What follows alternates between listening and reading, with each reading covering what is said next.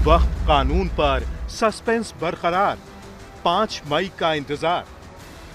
Act को unconstitutional मानते हैं और ये आर्टिकल 25, आर्टिकल 26, 14 और 15 और 29 का ग्रेव वायलेशन है।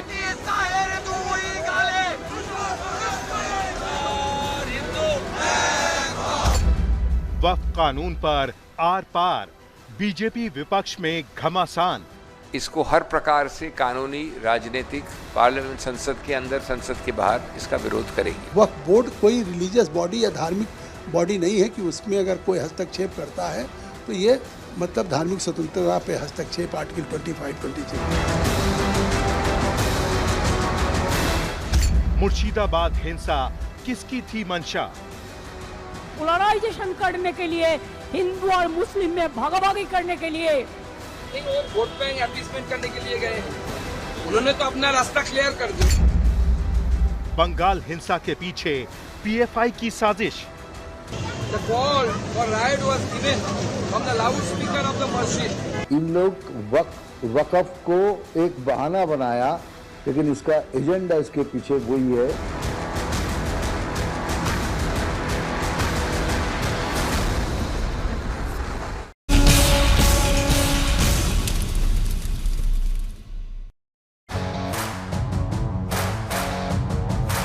नमस्कार, आप देख रहे हैं आज तक। आपके साथ मैं हूं अंजना ओम कश्यप। वक्फ कानून पर सुप्रीम ब्रेक, हल्ला बोल में आज हम इस विषय पर बहस करेंगे। हमारे साथ कई खास मेहमान जुड़े हुए हैं, आपका परिचय उनसे करा देते हैं। हमारे साथ प्रदीप भंडारी, राष्ट्रीय प्रवक्ता भारतीय जनता पार्टी के हैं, तो दीपक झा जी, कांग्रेस पार्टी के राष्ट्रीय प्रवक्ता हमारे साथ जुड़ गए हैं। हमारे साथ राजकुमार भाटी जी हैं, जो कि समाजवादी पार्टी के प्रवक्ता हैं। तो दूसरी तरफ हमारे साथ विष्णु शंकर जैन जी जुड़ रहे हैं, जो कि पिटिशनर है वक्फ अमेंडमेंट एक्ट में सुप्रीम कोर्ट में। और आप क्या कहते हैं? बहुत दिलचस्प होगा आज कोर्ट की तरफ से जो कुछ कहा गया है उसके बाद। हमारे साथ अगले मेहमान जो जुड़ रहे हैं वो असगर खान साहब हैं, एडवोकेट है सुप्रीम कोर्ट में। तो वहीं दूसरी तरफ हमारे साथ शादाब शम्स जी जुड़ रहे हैं, जो कि चेयरमैन हैं उत्तराखंड वक्फ बोर्ड के। और अपने हालिया बयानों से इन्होंने कई सारे नेताओं को परेशान किया है और वो इनको खोज भी रहे हैं। लेकिन इन सब पर चर्चा करेंगे। आखिर वक्फ कानून को लेकर, वक्फ संशोधन कानून को लेकर सुप्रीम कोर्ट ने आज क्या टिप्पणियां की है? सुप्रीम कोर्ट ने कहां-कहां पर ब्रेक लगा दिया है? वक्फ बाय यूजर का कैरेक्टर आप नहीं बदल सकते, नई नियुक्तियां नहीं कर सकते, तो फिर कोर्ट की तरफ से आज जो 7 दिन का वक्त सरकार को दिया गया है और जो कुछ रोक लगाई गई है वो किसके लिए झटका है? पहले इस रिपोर्ट से समझिए, फिर बहस की शुरुआत।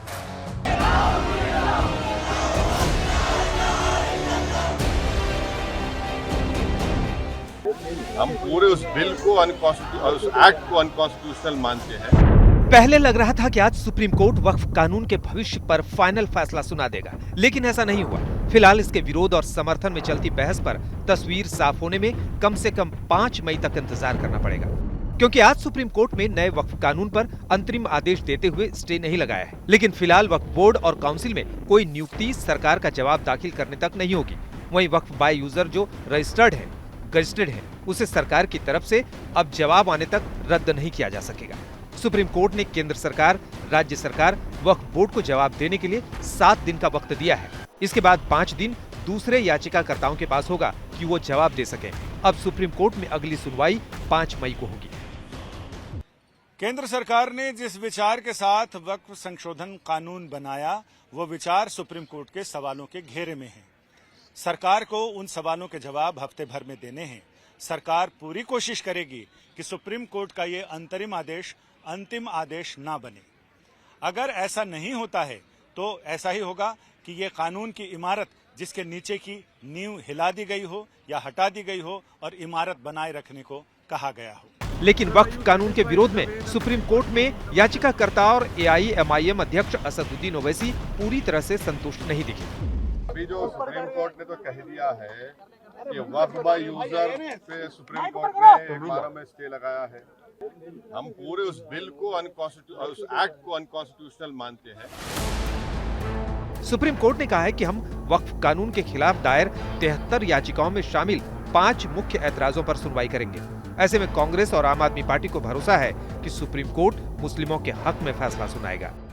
हमें सुप्रीम कोर्ट से यही उम्मीद थी कि फैसला हमारे हक में आएगा। कांग्रेस पार्टी एक पार्टी के रूप से किसी रूप में चुप नहीं रहेगी और इसको हर प्रकार से कानूनी, राजनीतिक, पार्लियामेंट, संसद के अंदर, संसद के बाहर इसका विरोध करेगा। कहीं भी धार्मिक स्वतंत्रता में हस्तक्षेप करता है तो मैं सांसद से इस्तीफा दूंगा। वहीं वक्फ बिल से जुड़ी जेपीसी के चेयरमैन और बीजेपी सांसद जगदम्बिका पाल भावुक नजर आए। उन्होंने कहा कि वक्फ कानून में एक भी गड़बड़ी होगी तो वो सांसद पद भी छोड़ देंगे। वक्फ बोर्ड कोई रिलीजियस बॉडी या धार्मिक बॉडी नहीं है कि उसमें अगर कोई हस्तक्षेप करता है तो ये मतलब धार्मिक स्वतंत्रता पे हस्तक्षेप आर्टिकल 25-26, क्योंकि ये सरकार के वक्फ एक्ट के द्वारा बनाई गई कानून केवल वक्फ की देखरेख के लिए है, तो इसलिए इसमें नॉन मुस्लिम रह सकता है। इससे पहले सरकार संसद में वक्फ कानून पर अपना पक्ष साफ कर चुकी है कि ये कानून मुस्लिम समाज के विरोध में नहीं है। जहां वक्फ की घोषणा होती है वो भूमि सरकारी है या नहीं है वो सत्यापित करना ही चाहिए और कलेक्टर के अलावे इसको कोई सत्यापित नहीं। उधर वक्फ संशोधन कानून के विरोध में पश्चिम बंगाल में हुई हिंसा के बाद बीजेपी ने ममता सरकार पर हमला तेज कर दिया है। नहीं, वो वोट बैंक अपीसमेंट करने के लिए गए हैं।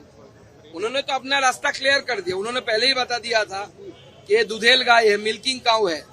दूसरी तरफ ममता सरकार ने इसकी जांच के लिए 9 सदस्यों वाली एसआईटी का गठन किया है। इस बीच पश्चिम बंगाल के राज्यपाल सीवी आनंद बोस ने मुर्शिदाबाद जाने की बात कही है। उन्होंने कहा है कि वो वहां जाकर जमीनी हकीकत की जानकारी लेंगे और पीड़ितों से मिलेंगे।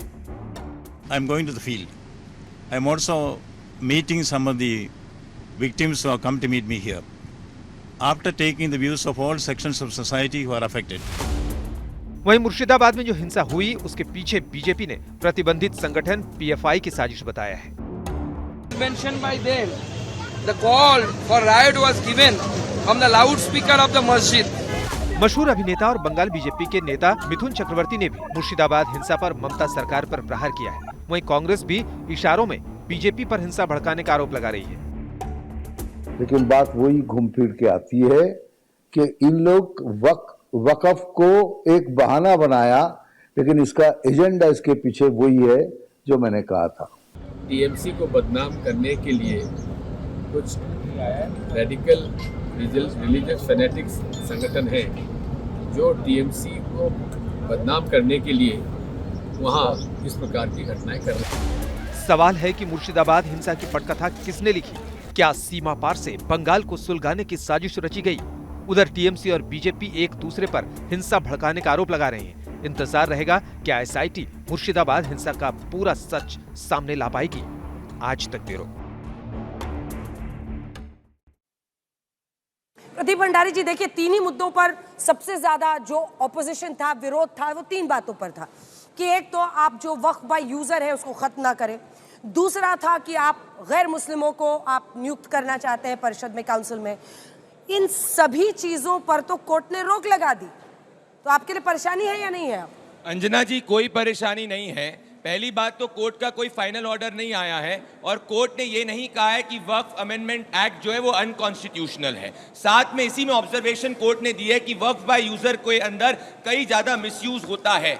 मैं एक बड़ी बात कहना चाहता हूं, इस वक्त ऑब्जर्वेशन के हिसाब से, इंटरिम ऑर्डर के हिसाब से हम ये नहीं कह सकते कि फाइनल ऑर्डर क्या होगा। 3 बातें मैं कहूंगा।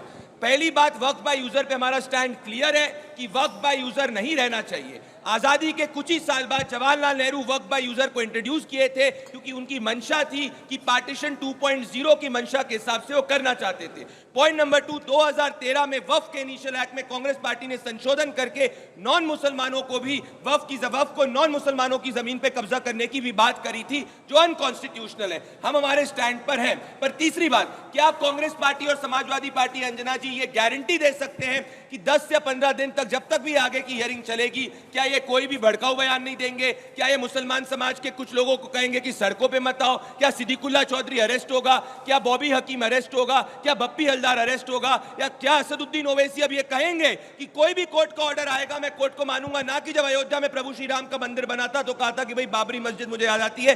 15 सेकंड में अपनी बात कंप्लीट करूंगा। पर विचित्र बात है, जनता ये कह रही है अंजना जी कि एक तरफ प्रभु श्री राम के मंदिर पे वक्त में जब पूरा केस चल रहा था तो राम लल्ला की मौजूदगी के लिए प्रभु श्री राम के जन्मस्थान पर राम मंदिर है, उसके लिए इतने डॉक्यूमेंट्स मांगे जा रहे थे। और आज दलील देने वाले लोग कह रहे हैं कि भाई 4 लाख प्रॉपर्टीज के डॉक्यूमेंट नहीं है तो हम क्या करें। ये दोनों में जो विरोधाभास है इसका जवाब जनता को देना पड़ेगा। और मैं क्यों जवाहरलाल नेहरू और कांग्रेस पर आरोप लगा रहा हूं, क्योंकि 5 नवंबर को जब नुआखाली के अंदर 400 किसानों की मृत्यु हुई थी, जो सबके सब हिंदू थे, जवाहरलाल नेहरू ने पद्मजा नायडू को एक पत्र लिख के लिखा था, मैं उनको कोट कर रहा हूं कि किसानों की भीड़ पर मेरी सरकार ने 400 लोग मारे। आमतौर पर इस खबर के मुझे डर लगता, लेकिन अब मुझे यह सुनकर काफी राहत मिली है। तो कांग्रेस पार्टी का डीएनए हिंदू विरोधी रहा है और इसीलिए आज कांग्रेस पार्टी वक्फ के नाम पे तुष्टीकरण कर रही है। दीपक जी चलिए मोर्चा संभालिए और डिफेंड कीजिए। देखिए कोर्ट ने अभी सिर्फ अभी के लिए कहा है, अभी 7 दिन के जवाब मांगा है, सरकार को जवाब देना है। ऐसे में आप इतने खुश क्यों हो रहे हैं? और वो सीधा आरोप लगा रहे हैं और पंडित जवाहरलाल नेहरू तक ले जा रहे हैं, क्योंकि वक्फ बाय यूजर उन्होंने शुरू किया था। देखिए उस पर भी जवाब भाजपा का काम है आरोप लगाना। अरे भैया आप 10 सालों से सत्ता में हो, 11वां साल चल रहा है। बात है कि अब आप गाली देना बंद करिए, आप डीएनए चेक अपना कराइए। आप तो संविधान विरोधी हो, आप हमको हिंदू विरोधी बताते हो, आप संविधान विरोधी हो। और जो संविधान विरोधी है वो पूरे देश का, पूरे धर्म का, पूरे समाज का विरोधी है, पूरे दुनिया का विरोधी है। बात है कि आज कोर्ट ने इनको आईना दिखा दिया, तो आप आगे सड़क पे उछलने कह रहे हैं कि आप यहाँ पर आके बैठ के दंगे प्रसाद मत करिए, आप धरना प्रदर्शन मत करिए। अरे भाई कोर्ट के खिलाफ किसने दंगा प्रसाद किया? कहीं कोई दंगा फसाद कोर्ट के निर्णय के खिलाफ नहीं होता। श्री राम भगवान का मंदिर बना, उसके खिलाफ कहीं कोई दंगा फसाद नहीं हुआ। आप डरते क्यों हो? एक कायरों की सरकार है क्या? देश जानना चाहती है। जनता का हक है सड़क पे बैठना। संसद में आप कानून पास कर देते हैं, जनता तो जा नहीं सकती, तो सड़क पे जनता जाएगी। अंजना जी ये बात बिल्कुल सही है। आज जो सुप्रीम कोर्ट ने कहा है कि मैं चाहता हूं कि कोई भी पक्ष प्रभावित ना हो, तो सुप्रीम कोर्ट को भी ये डर है। सुप्रीम कोर्ट भी ये मानता है कि एक पक्ष प्रभावित हो रहा है, एक पक्ष दबाव में है, एक पक्ष तनाव में है। हिंसा पे भी कहा कि हिंसा गलत है और आप कह रहे हैं कि नहीं सड़क पर उतरो। जब कोर्ट में मामला चल ही रहा है तो सड़क से थोड़ी फैसला होगा, अदालत से होगा ना सर। देखिए अब कोर्ट में मामला चला गया है तो अब लोग, मुझे लगता है कि आज के बाद कोई सड़क पे नहीं जाएगा, क्योंकि कोर्ट के अंदर मामला है तो कोई नहीं जाएगा। ये भाजपा एक प्रायोजित कार्यक्रम करा रही है, भाजपा एक अपने लोगों को जाके बोल रही है, बैठा रही है, वो आप जाके चेक कर लीजिए अगर फैक्ट चेक करने जाएंगे। लेकिन सवाल ये है कि जो 5 सालों का इन्होंने कहा था कि 5 साल कैसे तय करेंगे? क्या भाजपा वाले सर्टिफिकेट देंगे कि भाजपा का सदस्य 5 साल से हो तो जाके तुम वक्फ कर दो? भाजपा वाले 5 साल का मुसलमान कैसे बनाएंगे? देश को बताइए, दुनिया को बताइए। इस पर मैं चाहती हूँ विष्णु जी आप बोले, सबसे पहली बात और एक और बोला था, गलत कोट कर रहे हैं, एक और बोला था कि जो 13वीं शताब्दी में, 14वीं शताब्दी में, 15वीं शताब्दी में जो था वक्फ, उसको आप रजिस्टर कैसे करेंगे? वक्फ बाय यूजर कौन लेके आया? वक्फ बाय यूजर अगर हम लेके आए हैं तो सुप्रीम कोर्ट भी मान रहा है इसको बदलना नहीं है। सुप्रीम कोर्ट ने भी कहा कि बदलेंगे नहीं। एकदम गलत मिस इन्फॉर्मेशन फैला रहे हैं अंजना जी। पहली बात, सुप्रीम कोर्ट ने आज स्पष्ट रूप से अपनी हियरिंग में कहा है कि जो 5 साल का क्वालिफिकेशन है टू बी अ मुस्लिम, इसको हम स्टे नहीं करने जा रहे हैं, टच नहीं करने जा रहे हैं। दूसरी सबसे इंपॉर्टेंट क्लैरिफिकेशन देना चाहता हूं, सुप्रीम कोर्ट का जो आज आदेश आया है ये केंद्र सरकार की अंडरटेकिंग है, सुप्रीम कोर्ट का आदेश नहीं है। सेंट्रल गवर्नमेंट ने अंडरटेकिंग दी है कि अगली हियरिंग से पहले अभी इन प्रावधानों को हम लागू नहीं करेंगे। कौन से प्रावधान को लागू नहीं करेंगे? वक्फ बाय यूजर में जो प्रॉपर्टी दर्ज है उसका कैरेक्टर नहीं बदलेंगे, वक्फ डीड में जो प्रॉपर्टी दर्ज है या नोटिफाइड है उसका कैरेक्टर नहीं बदलेंगे अगली हियरिंग से पहले।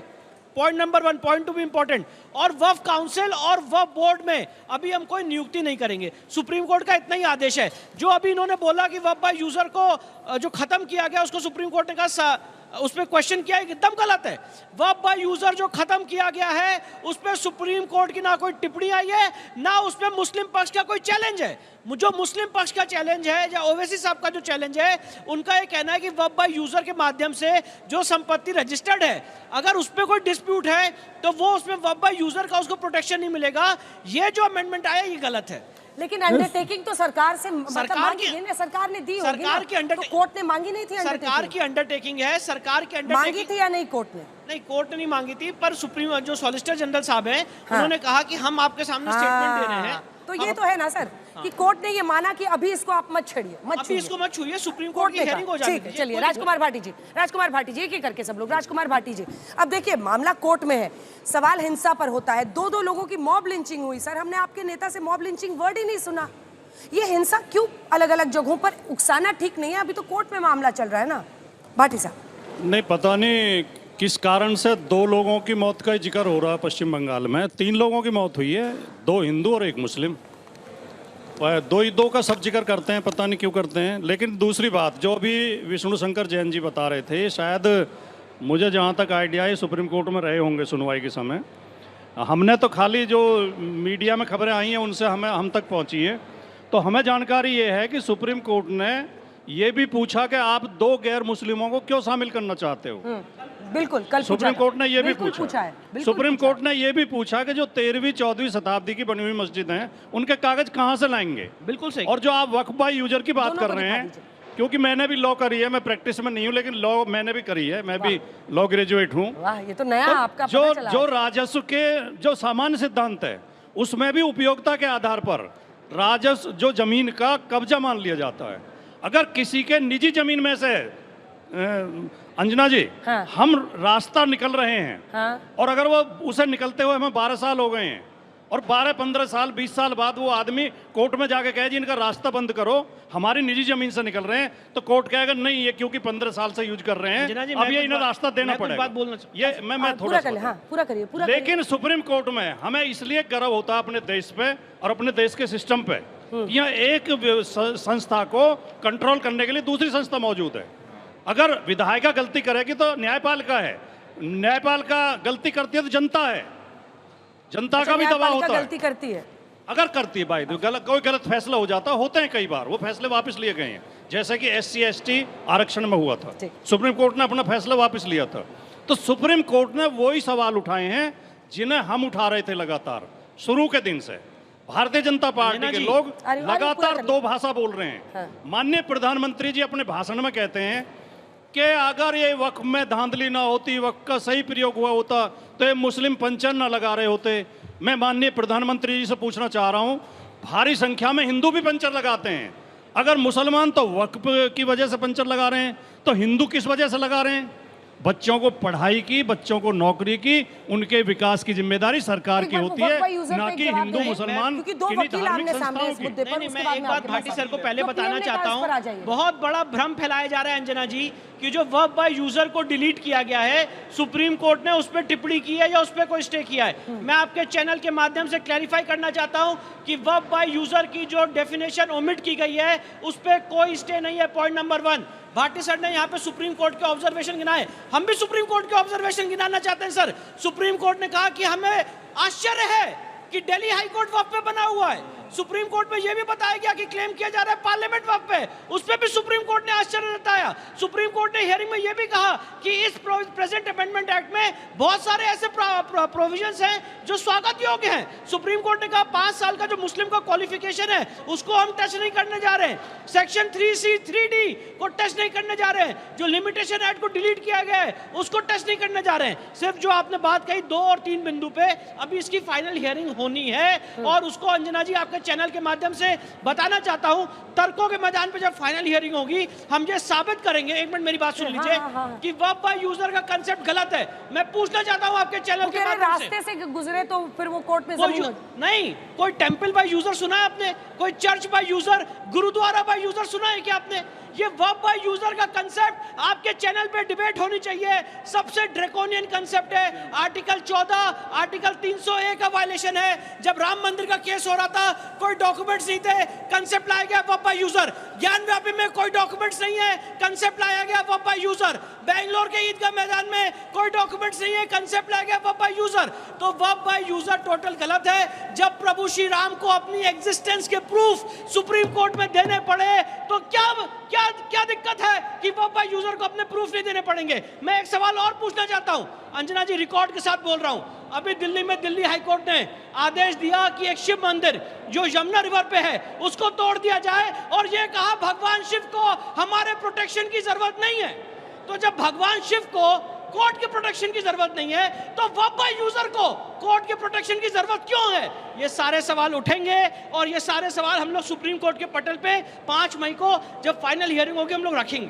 असगर खान साहब, अगले वकील को मैं बुलाती हूँ, जो उन्होंने पॉइंट्स बनाए उस पर आप आर्ग्यूमेंट दीजिए। देखिए 5 मई के लिए फिलहाल एडजर्न कर दिया गया है, 2 बजे होगी।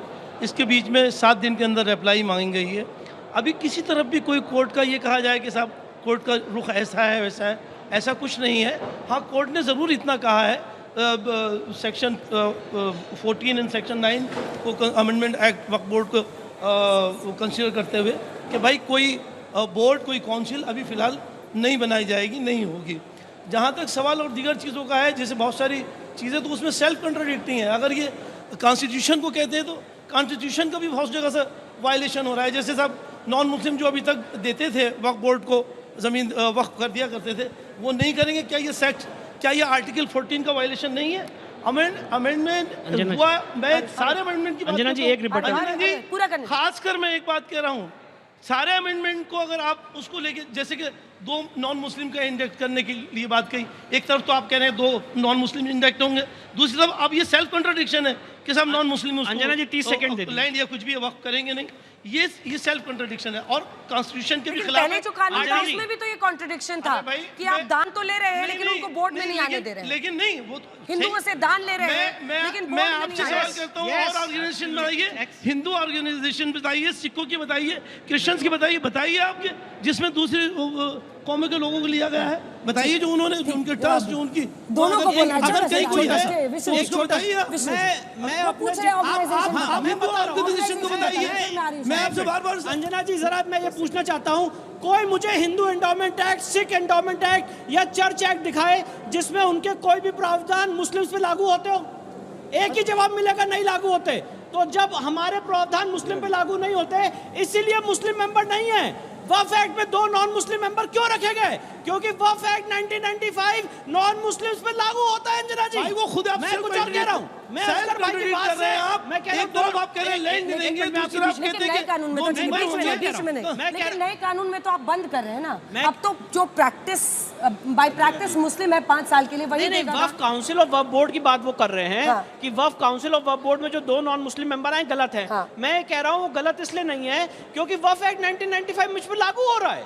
अगर मुझ पर लागू नहीं होता तो 2 रखने की जरूरत नहीं थी। और मैं कुछ और कह रहा हूँ, मैं सुप्रीम कोर्ट में बहस करूंगा कि 2 non Muslim member council of board से हटा दिए जाएं, पर यह भी लिखा जाए कि वक्फ एक्ट 1995 नॉन मुस्लिम्स पे लागू नहीं होगा। इससे पहले आप ये मीठा की बात कही, खट्टा थू। देखिए, अरे फिर भाई 300 साल से पुराने अगर कोई कहता भी है, चाहे आप अवैध साहब का नाम ले रहे हैं, किसी का भी ले रहे हैं, तो आप बताइए ना कि भाई कहाँ से लेके आए 3 साल 50 साल 100 साल पुराने डॉक्यूमेंट नहीं होते। आप कहते हैं डीड जरूरी है, डॉक्यूमेंट जरूरी है, रजिस्ट्री जरूरी है। छोटा सा आर्गुमेंट मुझे शादाब जी से 15 सेकंड का आर्गुमेंट दूंगा। वक्फ बोर्ड एक रिलीजियस बोर्ड नहीं है, वक्फ बोर्ड एक एडमिनिस्ट्रेटिव बोर्ड है। सुप्रीम कोर्ट ने अलग अलग बार बोला हुआ है, एडमिनिस्ट्रेटिव बोर्ड में धर्म के आधार पे किसी को नहीं रोका जा सकता। एक सुप्रीम कोर्ट की वर्डिक्ट दिखा दीजिए। और जो लोग घबरा रहे हैं कांग्रेसी और ये लोग, वो इसीलिए घबरा रहे हैं क्योंकि असदुद्दीन ओवैसी पे एक उर्दू मैगजीन पैगाम ने कहा है कि भाई 3000 करोड़ की वक्फ प्रॉपर्टी पे असदुद्दीन ओवैसी ने निजी संपत्ति बनाई है। तो जब इन लोगों पे आरोप लगा है, अब इनको भी डॉक्यूमेंट देने पड़ेंगे, इसीलिए घबरा रहे हो, इसीलिए घबरा रहे हो। और वक्फ एक्ट बाय यूजर कॉन्स्टिट्यूशन ने नहीं पास किया था, नेहरू जी लेके आए थे पार्टीशन 2.0 के माइंडसेट से। आपसे सवाल है, इस पर जिनके बाद भी कोई एक्शन लिया है आपने? अरे कैसे लेंगे? कानून आएगा लेंगे। ठीक है, झा जी बोलो, 1 सेकंड। दीपक जी, जस्टिस विश्वनाथन ने बिल्कुल स्पष्ट शब्दों में कहा है वक्फ बाय यूजर अगर हटेगा तो समस्या होगी। उन्होंने क्वेश्चन मार्क किया है, जाके पढ़ लीजिएगा।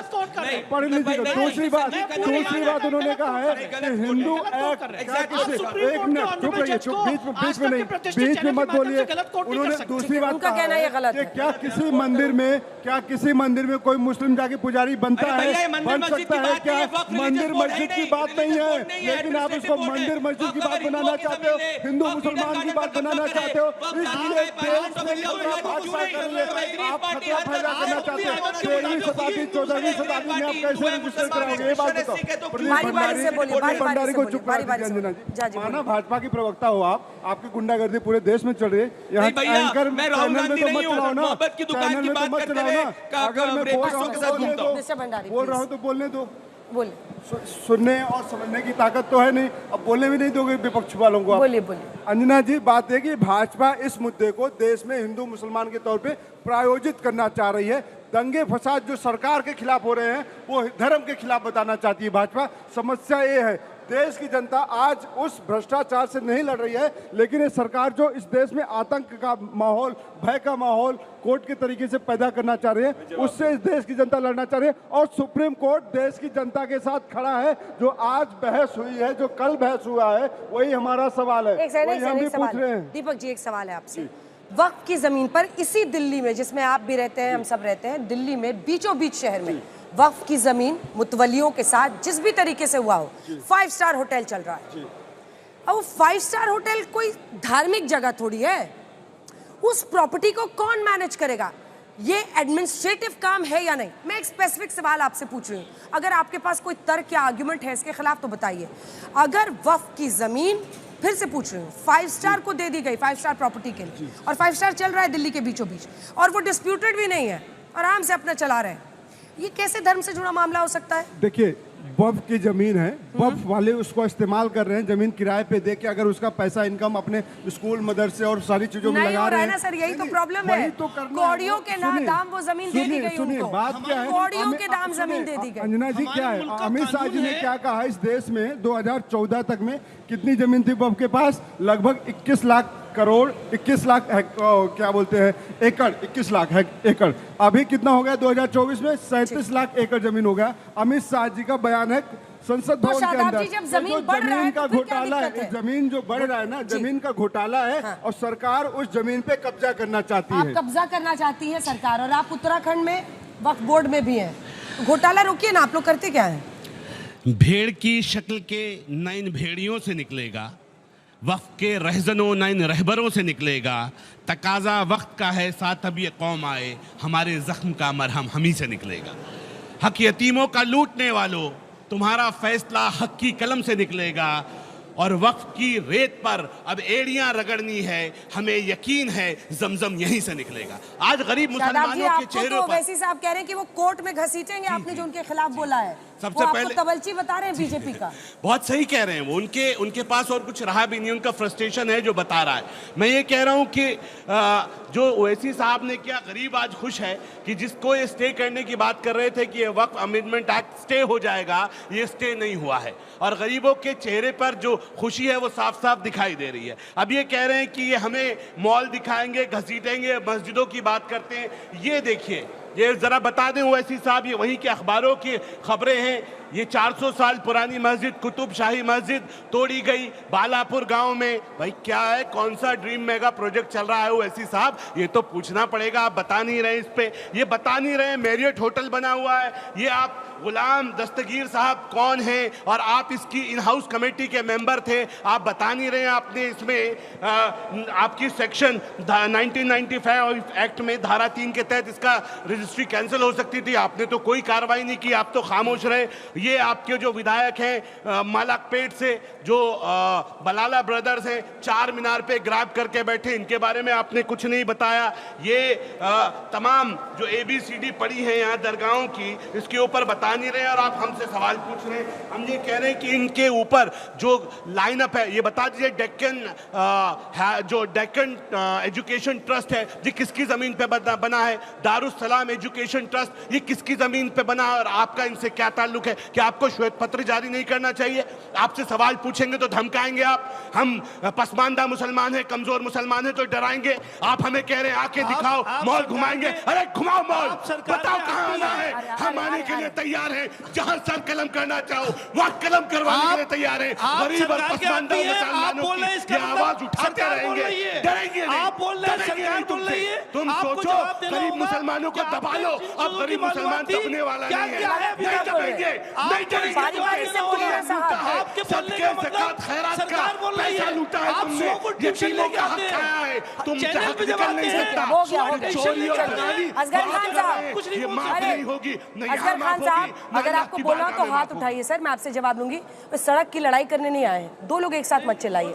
Please wait for your turn sir. अब बोलिए, अब बोलिए ना। सबसे पहला सवाल ये है जो अभी बोल रहा हूँ, बोलूं नहीं बोलूं? हाँ बोलिए। ये इंस्ट्रक्शन से पहले देना चाहिए। सबसे पहले मेरा सवाल ये है कि जो अभी शादाब साहब ने कहा, मोहतरम, वो आवाज सरकार की, और ये सरकार के आदमी है, यहाँ सरकार की हैसियत से खड़े हैं। ये सरकार, अगर ये मालूमात, अब मुझे बोलने दीजिए, अगर ये मालूमात, अगर हिम्मत है तो बताइए, अगर ये मालूमात है आपको तो क्या कदम उठाया आपने? आप उसके साथ शामिल हैं, आपकी सरकार शामिल है, आप जानबूझ के कराते हैं, आप करप्शन कराते हैं, करप्शन में आपका हाथ होता है, आपका कमीशन होता है, आपका हिस्सा होता है। चलिए अब राजनीतिक मेहमानों को एक बार दिखाइए, आप दोनों चुप हो जाइए, आप दोनों चुप हो जाइए, माइक नीचे रखिए। प्रदीप भंडारी जी, जो उन्होंने प्रधानमंत्री पर हमला किया कि पीएम कह रहे हैं कि ये वक्फ की वजह से जो अभी तक की परिस्थितियां थी, मुसलमान लड़के जो है वो पंचर बना रहे हैं, उनकी स्थिति बेहतर होती, इस पर आपका कमेंट, क्योंकि वो सीधा पीएम पर आरोप है। अंजना जी, पीएम ने 1 मिनट पहले ये दौरी बोरा कम्युनिटी जो है प्रधानमंत्री कार्यालय के अंदर, ये 1 मिनट पहले क्या है, प्रधानमंत्री जी से मिल रही है और कह रही है कि जो वक्फ अमेंडमेंट एक्ट लाया गया है ये मुसलमानों के पक्ष में। 1 मिनट पहले की बात बता रहा हूं। तो कम्युनिटी जो है वो प्रधानमंत्री जी के साथ में, इनने कहा ये सुप्रीम कोर्ट को मानते हुए 10 सेकंड में बात कंप्लीट करूंगा। As of right now, Vishnu ji मुझे करेक्ट कर सकते हैं, Syed Faizal Tukaram Thangal versus Union of India के अंदर ऑर्डर है कि वक्फ बोर्ड जो है वो कोई रिलीजियस बोर्ड नहीं है, एक रिप्रेजेंटेटिव एडमिनिस्ट्रेटिव बॉडी है। ये सुप्रीम कोर्ट का स्टैंड है। तो एडमिनिस्ट्रेटिव बॉडी में मुझे बता दीजिए धर्म के आधार पर कैसे आप लोगों को रोक सकते हो दीपक भाई, और क्या आप इसमें विश्वास रखते हो कि नहीं? मुझे कोर्ट कर दो, कौन से सुप्रीम कोर्ट ने कहा एडमिनिस्ट्रेटिव बॉडी नहीं? एक बार भाटी जी जवाब दे दें, उसके बाद से दीपक जी। भाटी जी, देखिए, अपने प्रधानमंत्री जी का तो ऐसा है, आपने कहा प्रधानमंत्री का भी जिक्र किया कि प्रधानमंत्री जी चूहों से कहेंगे कि जंगल में चील नहीं होगी और चीलों से कहेंगे कि चूहा सप्लाई में ढील नहीं होगी। प्रधानमंत्री जी मधुमक्खियों से कहेंगे कि भालुओं से आपको संरक्षण दिया जाएगा और भालुओं से कहेंगे कि शहद के छत्तों में आपको आरक्षण दिया जाएगा। प्रधानमंत्री जी हिरणों से कहेंगे जंगल में अहरनिश सवेरा होगा और उल्लुओं से कहेंगे घबराओ मत, दिन में भी अंधेरा होगा। वो तो जिस पक्ष से मिलते हैं उसकी तसल्ली कर देते हैं। बहुत बढ़िया। देखिए सुनिए, आप जब ये कहते हैं, जब हमारे बीजेपी के मित्र, सुन लें भंडारी जी, सुन लें भंडारी जी, जब हमारे बीजेपी के मित्र और उनके समर्थक ये कहते हैं कि हम ये अमेंडमेंट इसलिए लेके आ रहे हैं क्योंकि वक्फ की आय कम हो रही है, वक्फ के पास प्रॉपर्टी बहुत ज़्यादा है और मुसलमानों का भला नहीं हो रहा। लेकिन मैं आंकड़े देख रहा था, 2020 में वक्फ की टोटल आय लगभग 178 करोड़ रुपए थी और फिर लगातार घटती गई और 24-25 में मात्र 19 लाख रह गई, मात्र 19 लाख। 178 करोड़ से 150 हुई, 150 से 100 हुई, 100 से 50 हुई, यानी मोदी जी के शासन में वक्फ प्रॉपर्टी की आय लगातार घटी है। तो और ये वक्फ पे सरकार का कंट्रोल होता है, इसका मतलब इसके लिए बीजेपी सरकार जिम्मेदार है, नंबर 1 बात।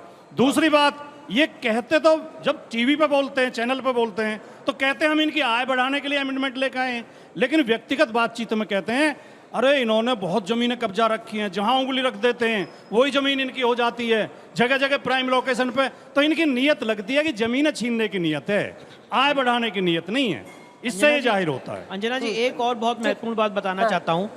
एक और इसमें पक्ष है। एक पक्ष तो ये है जो कह रहा है कि वक्फ अमेंडमेंट एक्ट गलत है। दूसरा पक्ष ये कह रहा है कि 1995 का एक्ट और 2013 का एक्ट ये गलत है। और आपके चैनल के माध्यम से जिम्मेदारी से कहना चाहता हूं, सुप्रीम कोर्ट ने उन याचिकाओं पे भी आज नोटिस जारी किया है और केंद्र सरकार से भी जवाब मांगा और मुस्लिम पक्ष से भी कहा है कि इसका आप जवाब दीजिए। तो ये जो सुनवाई होने वाली है ये ऑल इनकम्पासिंग सुनवाई होने वाली है, जिसमें 1995 के एक्ट में जो प्रोविजन है पर्सन एग्रीड, मेरी बात को जरा अहमियत दीजिएगा, पर्सन एग्रीड की श्रेणी में नॉन मुस्लिम्स भी आते हैं।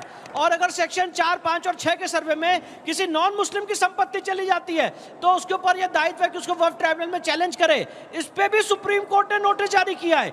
वक्फ ट्राइब्यूनल असंवैधानिक है, इस प्रश्न पे भी सुप्रीम कोर्ट ने नोटिस जारी किया है। अगर वक्फ के खिलाफ केस फाइल करना है तो सेक्शन 89 में नोटिस देना पड़ेगा, इस पे भी सुप्रीम कोर्ट ने नोटिस जारी किया है। और अंजना जी, जो डबल रजिस्ट्रेशन हो रहा है सेक्शन 36 पे, इस पे भी सुप्रीम कोर्ट ने नोटिस जारी किया है। ठीक है, जल्दी से एक बार प्रदीप जी, जो जमीन छीनने वाली बात उन्होंने कही, एक सेकंड, जमीन छीनने वाली बात, आपकी नजर पैसे पर, मतलब ये तो ऐसी ही बात हो गई कि चोर जो है वो पुलिस को बोल रहा है कि भाई पुलिस जो है ऐसे पुलिसिंग करो। अरे आजम खान जिनने वक्फ की जमीन पे कब्जा करा, समाजवादी पार्टी के नेता अहमदुल्ला खान जिन पे वक्फ में भ्रष्टाचार की बात चल रही है, आम आदमी पार्टी के नेता, और हमसे सवाल पूछ लो, कैसे चलेगा भाटी जी? और एक और चीज सुनिए भाटी जी, 8 लाख तक की प्रॉपर्टी है, अगर उसमें फ्यू 100 करोड़ का रेवेन्यू आ रहा है तो सवाल आप पे उठेगा कि 70 सालों तक आप लोग क्या कर रहे थे? हम तो अब इंश्योर कर रहे हैं कि मुसलमान समाज का भला हो। 27% इनकम हुई है, खिलाफ क्यों होते? हर देश के नागरिक के खिलाफ। वो क्रिश्चियन माइनॉरिटी नहीं है क्या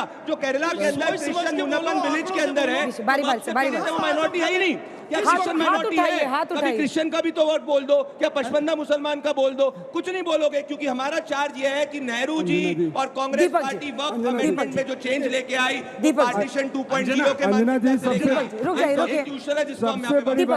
जी सबसे बड़ी बात है कि अपने देश के प्रधानमंत्री को मुसलमानों से प्यार हो गया, बहुत बढ़िया, दिल खुश हो जाता है देख के। अब ये बताइए, प्रधानमंत्री को हर रंग, हर रूप, हर वेश, हर भूषा, हर भोजन करते हुए आपने देखा होगा, कभी टोपी पहने हुए देखा क्या? अरे मुसलमानों से प्यार हुआ तो टोपी भी पहन लेते, पगड़ी पहन लेते सारे। अरे चुप रहो। दूसरी बात अंजना जी, अरे टोपी पहनाने वाले इस देश में, सुनिए एक मिनट प्लीज, आप हाथ उठाना, मैं आपको दूंगी। आज तक की डिबेट में सड़क छापी है, मत करो भाई। बात यह है कि प्रधानमंत्री जी को मुस्लिम बच्चों से बहुत प्यार हो गया कि बेचारे पंचर बना रहे हैं, लेकिन हम हिंदू भाइयों को, हमारे हिंदुओं के बच्चे को कहते तुम चाय बनाओ और पकोड़े तलो, एक हमारे लिए रोजगार है, तुम आत्मनिर्भर भारत में आ गए हो। अरे मोदी जी, कहाँ से लाते हो इतना दोहरा ज्ञान? कहाँ से लाते हो इतना दोहरा चरित्र?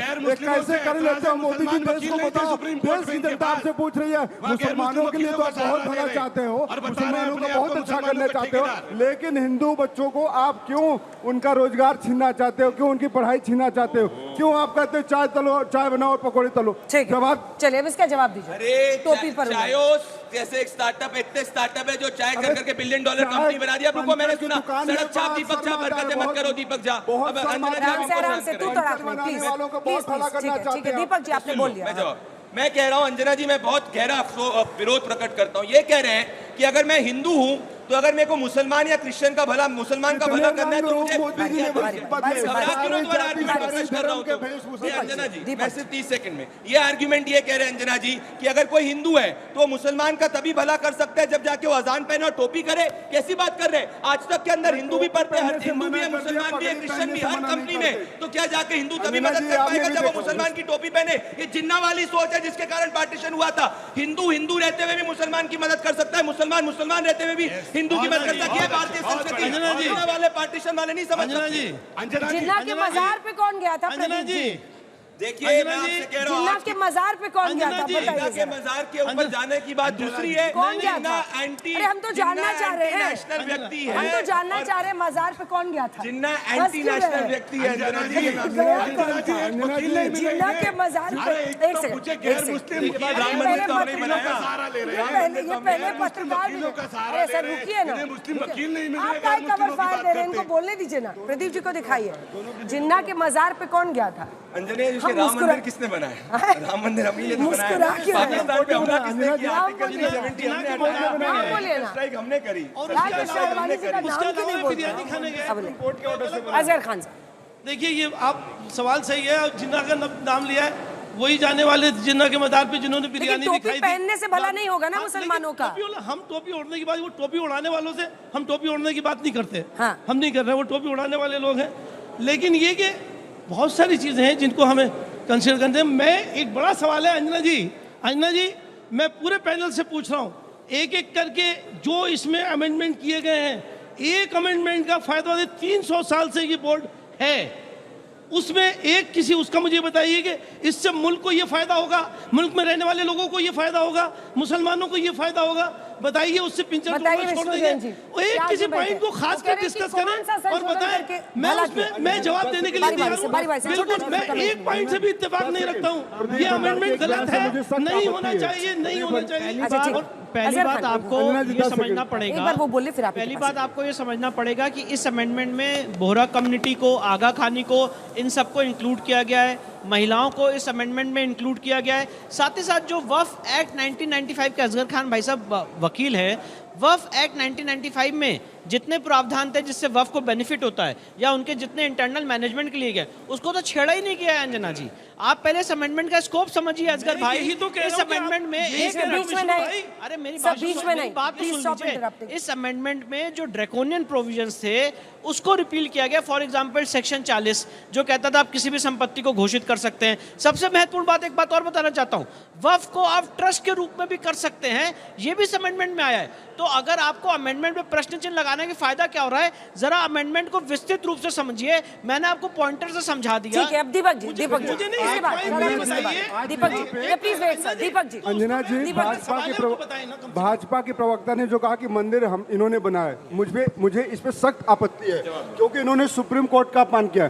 अगर इस देश में सुप्रीम कोर्ट नहीं होता तो आज मंदिर नहीं बनता। तो माननीय सुप्रीम कोर्ट का हमें धन्यवाद देना चाहिए। सुप्रीम कोर्ट के फैसला कोर्ट ने दिया था ना, आपने कैसे बनवाया? सुप्रीम कोर्ट का और फिर बनवाया ट्रस्ट ने। 70 सालों तक कांग्रेस पार्टी सरकार में थी, सरकार शामिल थे भाजपा के कोर्ट में निर्णय आने में कई साल लग जाते हैं। कोर्ट में निर्णय आने में कई साल लग जाते हैं। प्रदीप भंडारी, आपको पता नहीं है, कपिल सिब्बल अप्लाई कर रहे थे और विरुद्ध में कांग्रेस पार्टी के कपिल सिब्बल कर रहे थे। 20 साल 40 साल में आते हैं आदमी। 30 साल पहले जुम्मे करता है और 70 साल बाद निर्णय आता है। कपिल सिब्बल किसकी पार्टी के?